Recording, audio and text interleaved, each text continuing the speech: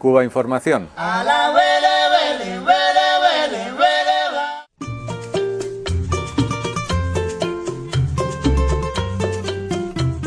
Es un dato que, vamos, yo desconocí y que supongo que mucha gente también, ¿no? Que ya en el 70, como tú comentabas, esa reforma que entonces se hizo, habría sido también un hecho bastante adelantado con respecto a la zona también, ¿no? Por supuesto. Y es que en ese momento, esto me parece a mí que es muy interesante, la burguesía hondureña en aquel momento era más inteligente que ahora. Siempre quiso compartir cosas y permitió esta ley, nosotros le llamamos la ley del 70, que efectivamente entregaba tierras. Si no, estaba permitido que los campesinos podían ocupar aquellas tierras que no estaban cumpliendo la función social, que era la producción justamente. Y luego el Instituto Nacional Agrario titulaba esas tierras a nombre de los campesinos y de las campesinas. En esta ley se mantuvo, entregó tierras, tituló tierras, que eso es importante también, la titulación de la tierra a nombre de los campesinos y de las campesinas.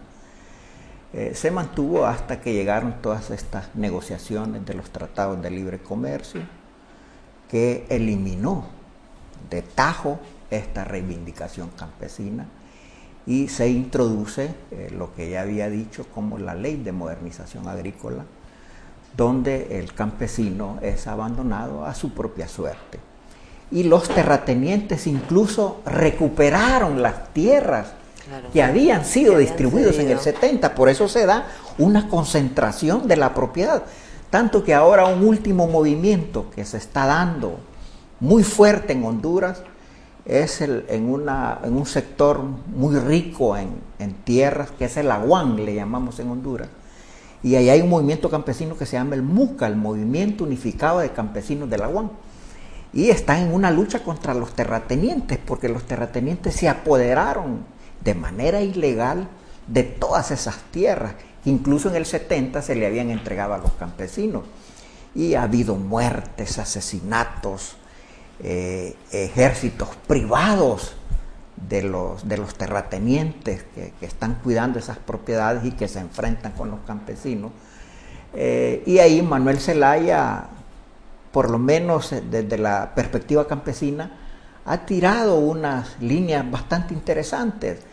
Ya logró negociar tierras con terratenientes y le ha entregado al MUCA 11.000 hectáreas de tierra. Se firmó unos acuerdos, se firmaron acuerdos y los campesinos están tranquilos en el Aguán con esta entrega de tierra, que nosotros lo interpretamos ya como el inicio, y estamos hablando del relanzamiento de la reforma agraria en Honduras desde el MUCA, desde este movimiento campesino que se ha generado en el Aguán.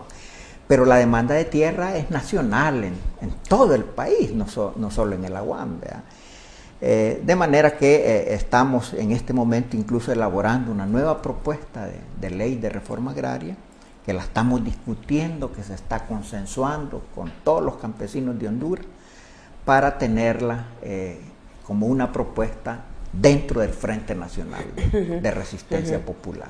Bueno, hablabas de todos esos tratados de libre comercio que, bueno, salvando las distancias y con las peculiaridades de cada país, pero que hizo bastante daño no solo a Honduras, ¿no?, sino a muchos países, por no decir prácticamente todos los países de América Latina. Digamos que, bueno, que los problemas y las soluciones que se dan, soluciones entre comillas, que se dan con estos tratados o que da el FMI o el Banco Mundial son bastante similares, ¿no? Entonces, yo no sé si también esa visión global del problema obviamente la tenéis en Vía Campesina y en el propio movimiento de resistencia, ¿no? No sé cuáles son ahora mismo vuestros lazos con otros organismos o movimientos internacionales. Sí, efectivamente, la Vía Campesina tiene uno de sus principales eslogan, es también globalizar la lucha campesina, para, desde una perspectiva alternativa, poder contrarrestar estas acciones de globalización de la economía. el movimiento campesino sí estamos articulados a todo nivel, incluso el movimiento campesino hondureño tiene una instancia que se llama la CLOC, que es la Coordinadora Latinoamericana de Organizaciones del Campo, y mantenemos la fuerza a nivel internacional. Por eso es que la Vía Campesina y la CLOC están planteando sus demandas en Argentina, en Brasil, con el movimiento Sin Tierra, que es de la CLOC y de la Vía Campesina, contra los transgénicos, porque eso también está eliminando esta cultura productiva de las semillas criollas, por estas semillas que han venido, semillas contaminadas, transgénicas, que han venido con la globalización y estos tratados con las grandes explotaciones también, de libre comercio. Además de la concentración que se ha dado de la propiedad de la tierra, ¿verdad? Estas nuevas aperturas comerciales le ha dado posibilidad a estas economías a través de las grandes transnacionales para apoderarse de los países, y nos estamos quedando sin nuestros recursos naturales, sin el bosque, sin la minería. Vamos más pobres de lo que éramos cuando se planteó de que esa era la alternativa para el desarrollo de estos países. Pero más bien hemos llegado a la conclusión de que nos hemos empobrecido. Y por eso es cuando esta gente sale en estos espacios como la Vía, como el movimiento campesino o el movimiento de resistencia, a plantear sus demandas, aún a riesgo de su propia vida, que ha sido temerario cómo han tratado al movimiento de resistencia, allanamientos, represiones, asesinatos, muchos de ellos documentados por los organismos de derechos humanos que trabajan con nosotros, no el comisionado de derechos humanos del país, que eso está favoreciendo a los golpistas, sino el Comité de Derechos Humanos, que es de la sociedad civil, el Comité de Familiares y Desaparecidos Hondureños, COFADE. Estos documentan esta parte de las violaciones a los derechos humanos que se dan en el país. Es importante decir y destacar que en este movimiento la mujer ha jugado un papel importante en Honduras que nunca lo habíamos visto en las décadas anteriores. La mujer hondureña ha logrado un nivel de conciencia de los problemas del país, de las propuestas alternativas que hay que hacer, tanto que en este movimiento ha sido golpeada duramente, además de ser vulnerable, sí ha sido golpeada, pero en las manifestaciones de resistencia la mujer se mantiene en primera línea. Bueno, igual la pregunta, Carlos, es después del 28 de junio, ¿qué va a pasar? Vais a presentar la petición de la Asamblea Constituyente que el destituido presidente pueda volver al país. Digamos, ¿qué va a pasar después? ¿Qué respuesta esperáis? ¿O cuáles serían un poco los pasos a seguir para encaminar eso, ¿no? Sí, además de solicitar la Asamblea Nacional Constituyente, el regreso del expresidente constitucional sin condiciones al país, el Frente continúa organizándose a nivel nacional.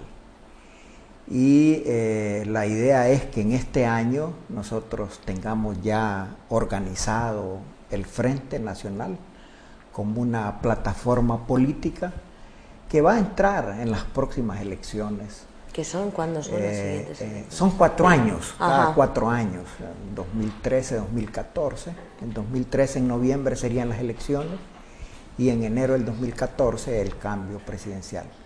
Nosotros decimos por cantidad de gente incorporada al frente que vamos a tener una masiva votación a favor del pueblo. Vamos a entrar a jugar con las mismas normas que tienen el poder. Eso te iba a preguntar, ¿no? Bueno, como ha ocurrido en otros países, ¿no? Parece que un poco la estrategia actual que vemos, al menos desde América Latina, es esa, ¿no? Es sí, cambiar, darle la vuelta a un sistema con el que no se está de acuerdo y digamos, desde dentro, ¿no? Es correcto, es correcto. Supongo que la visión revolucionaria tradicional no entiende muy bien esto. Así es. Y hay que adecuarse a los nuevos tiempos, de alguna manera defender incluso esas instituciones que garantizan, quiero decir, que hacen posible que ocurran cosas como el golpe de Estado de Honduras, en realidad, ¿no? O sea, quiero decir, hay cierta contradicción un poco, pero lo digo porque a veces no se entiende muy bien esa defensa o esa estrategia de luchar con las armas del enemigo, por decirlo de una manera muy simple. Es correcto. Es que las mismas constituciones hablan ahí de que se pueden hacer plebiscitos y referéndum, pero hay unos requisitos que no se pueden cumplir. Claro. Pero ahora, en este momento, sí podemos cumplir como Frente de Resistencia esos requisitos de tener un porcentaje de toda la población que esté en el censo electoral. Claro. Hoy sí lo podemos hacer. Justamente, esos son los miembros que estamos firmando la Asamblea Nacional Constituyente, que nosotros pensamos que vamos a presentar 2 millones de firmas solicitando, y sobrepasa los requisitos que pide la ley electoral. Entonces, ahora sí podemos hacerlo, nos constituimos como partido político, porque en este momento la Resistencia ya es un sujeto político que no se puede ignorar, aun cuando las fuerzas oscurantistas quieren silenciarlo, pero eso ya es indetenible. Imparable. Pues Carlos Tobar, de la Vía Campesina, muchísimas gracias. Y una última pregunta, ¿qué opina de Cuba Información? Importante, yo desconocía este espacio, sí me parece muy importante el trabajo que están haciendo para publicitar estos movimientos que están silenciados por los cercos mediáticos tradicionales, porque en mi país las grandes empresas de comunicación también son golpistas, como son las mismas religiones, por lo menos los directores de las religiones, ¿verdad?, católicas, siempre estuvieron con el golpe. De manera que ese papel de ustedes de publicitar, de darlas a conocer a todo el mundo, sí me parece muy legítima y que vale la pena continuarla fortaleciendo.